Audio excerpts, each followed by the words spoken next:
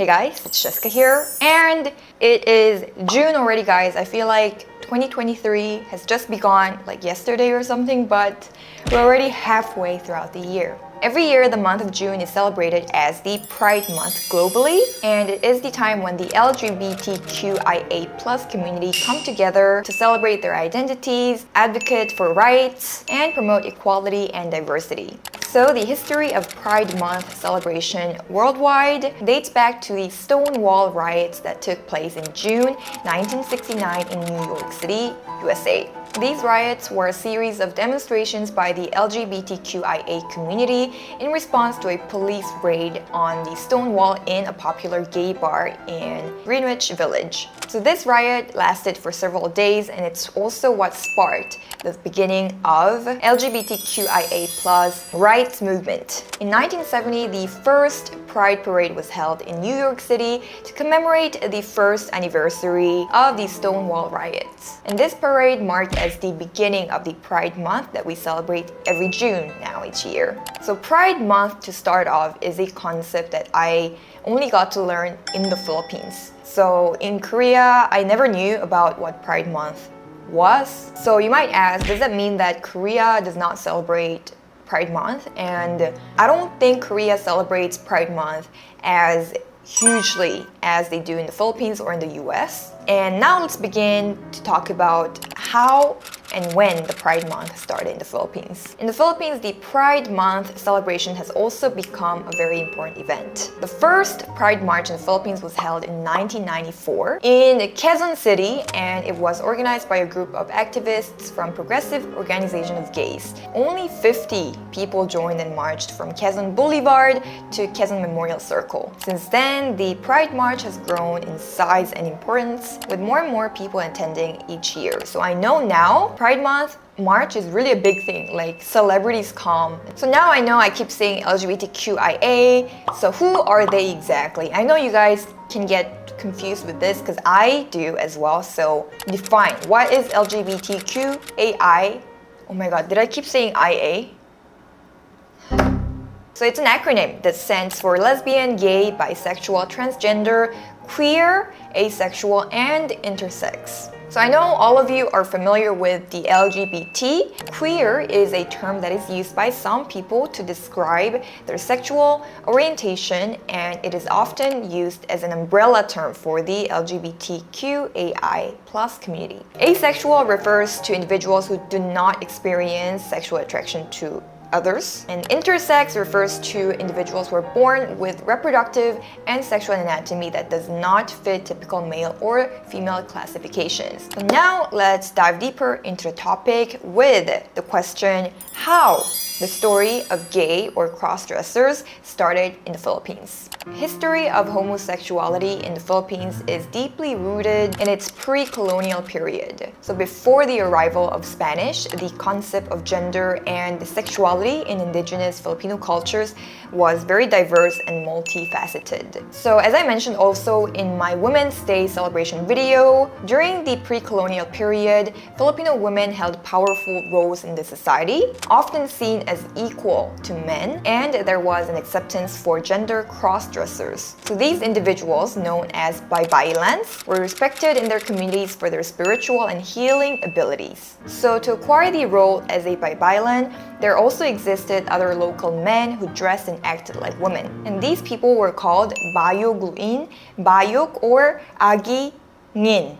If I may also add, the evolution of terminology describing effeminate men in the Tagalog-speaking regions in the Philippines was also very noteworthy. So as mentioned, initially they were likened to the bayog, a type of bamboo found in nature. But over time, the native effeminate man gradually transformed into the term bakla, which carried connotations of being confused or cowardly. So this shift in language reflects the changing perceptions and attitudes towards individuals who deviated from traditional gender norms in the local culture. Then the Spanish colonizers arrived in the 16th century. and they introduced the concept of a strict gender binary, which emphasized women as subservient and expected them to adhere to prescribed notions of femininity, including being soft and subtle. Then the act of men having a sexual or romantic relationship with another man, which was a part of pre-colonial norm here in the Philippines, was suddenly regarded as a sinful or unnatural act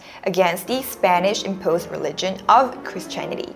Contrary to the notion that being bakla was a person's destined gender identity, the Spanish taught Filipinos that it was a temporary condition that could be overcome through persuasive and, at times, forceful means. In other words, in the Philippines, indigenous concepts of gender and sexuality were suppressed and marginalized under the Spanish colonial rule. Then the Americans came.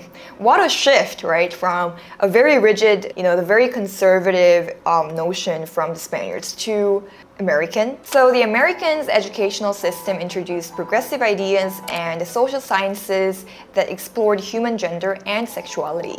As a result of the impact of American colonialism, Filipinos were influenced by Western ideologies of gender and sexual identity formation. And this brought both negative and positive consequences for the gay community in the Philippines, as it simultaneously expanded knowledge and increased visibility while reinforcing societal stigmas. Now, I'd like to talk about another interesting perspective in the Philippines. So, how well are the people of the LGBTQAI+ community accepted in the Philippines, given or knowing that the Philippines is a Catholic country? Do you guys know that the Philippines is the third largest Catholic population in the world, and that's after Brazil and Mexico? And for those who need a reminder, the traditional Catholic Church in general holds the belief that homosexual acts are contrary to natural law and against the will of God. The Church views the sexual relations as being meant solely for procreation within the context of marriage between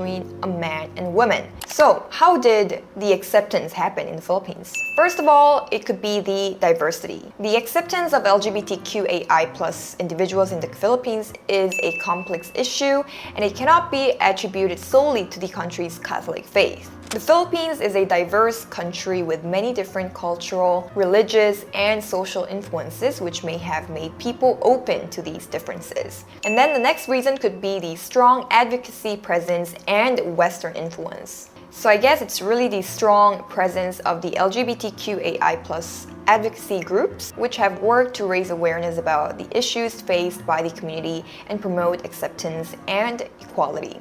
Next up is the history of cultural acceptance. As we talked about a while ago, the Philippines has a history of cultural acceptance of gender diversity in indigenous communities, such as bakla in Tagalog, agi in Hiligaynon, and bayot in Mindanao and Visayas. And also another interesting point I'd like to add is also with the Filipino language. The Filipino language is very much gender neutral, with few gendered words or pronouns compared to other languages. For instance, unlike in English, there are no gendered pronouns such as he or she. Isn't that cool if you think about it? It's always just siya, kanya. So this gender-neutral aspect of the Filipino language reflects the cultural norms and values of the country, which traditionally place a high value on respect for individuals, regardless of their gender identity or expression. And in addition to all the other mentioned factors, the Philippines has laws that protect the rights for LGBTQAI+ communities, such as the SONY Equality Bill, which aims to prohibit discrimination based on sexual orientation. But actually, this bill is currently pending in the Senate and has yet to be signed into the law, but its passage in the House of Representatives represents a significant step towards protecting the rights of the people in the LGBTQAI+ community. Overall, the acceptance of LGBTQAI individuals in the Philippines is still a complex issue that cannot be reduced to a single factor such as religion. Now, I guess it's important for us to know that the current Bishop of Rome, Pope Francis, has made several statements and actions that show support for the LGBTQAI+ community. So in 2013, he famously said, "Who am I to judge?" when asked about gay priests in the Catholic Church. And in 2020, Pope Francis made headlines when he expressed support for civil unions and same-sex couples, saying that they should have legal protections and be covered by the law. This was seen as a significant shift in the Vatican's positions on LGBTQAI+ rights and was widely praised by LGBTQAI+ advocates and allies. Now let's see how well is the Philippines performing in terms of rights provision and acceptance compared to other countries. Compared to the Philippines, other Asian countries rank lower in terms of LGBTQAI+ rights and legal protections. For example, Brunei and Malaysia have laws that criminalize same-sex relationships, while in Indonesia and Pakistan, LGBTQAI+ individuals face legal and social discrimination.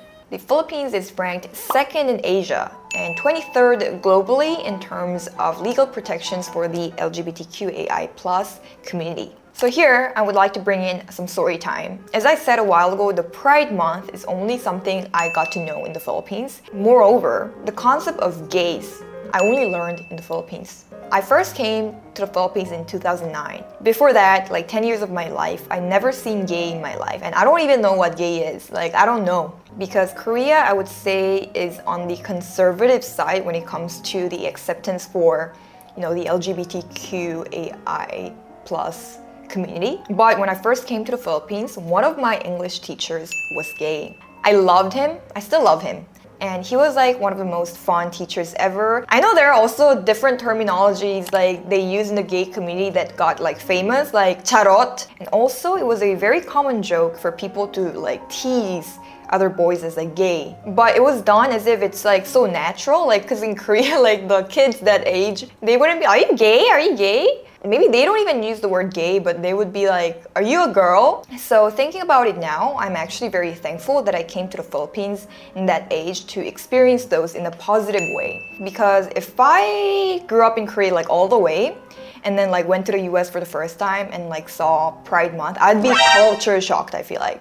I feel like it's something that people will only see on the news, not really experience it and actually have many gay friends. Like now, I can't even think of anyone in Korea who's gay. I don't have any friends in Korea who's gay.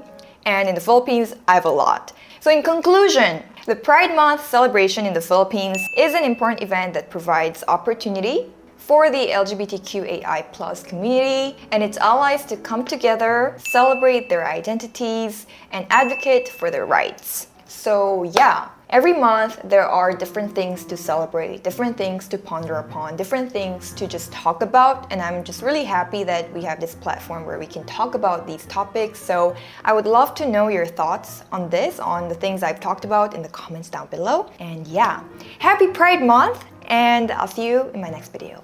Bye!